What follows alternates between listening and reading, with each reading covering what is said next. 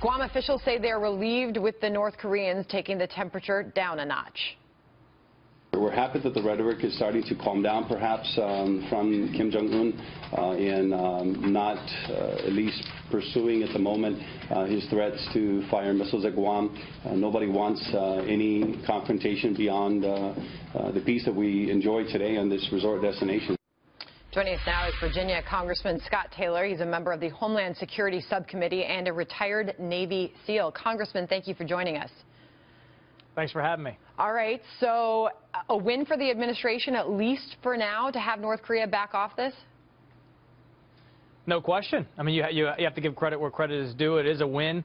The administration has introduced components in dealings with North Korea, first with carriers there in force, and not taking any crap, if you will, from the leader of North Korea. They brought China to the table, both non-publicly and publicly as well, too. So there's no question about it that they had some influence over China and then in North Korea, and it's a win. Well, in place of that word, I'll use criticism, because the president certainly did, Congressman, receive a lot of criticism for his rhetoric on North Korea. Does it turn out that that's actually a winning strategy?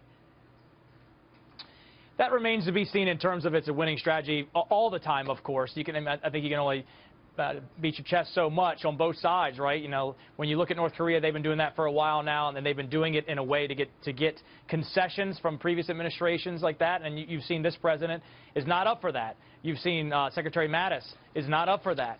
So that they've been very clear if they shoot some missiles and hit American interests or allies, that it'll be go time, that they'll be ready to go, and they should. And if that happens, if North Korean leader launch missiles that hit American territory or America, then Congress should immediately declare war on them, quite frankly. And Congressman, I want to get to this news that we just heard come out of our reporter at the State Department, Rich Edson, talking about the Iranian president says he could walk away from this nuclear agreement, not within days or months, but within hours, he said, if the U.S. should impose more sanctions. We've already seen that come from the Trump administration. If there are more, will there be more?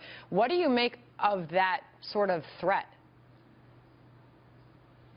Whatever. Like I've been very clear and vocal about this Iranian deal for a long time, that I think that the president gave up a lot, the previous president, President Obama, that this deal, in my opinion, is short-term gives them a bunch more cash and long-term gives them a pathway to nuclear weapons. I just came back from the region. I met with, we met with, as a delegation, met with Prime Minister Bibi Netanyahu. We met with the Prime Minister of the Palestinian Authority, Rami Hamdallah.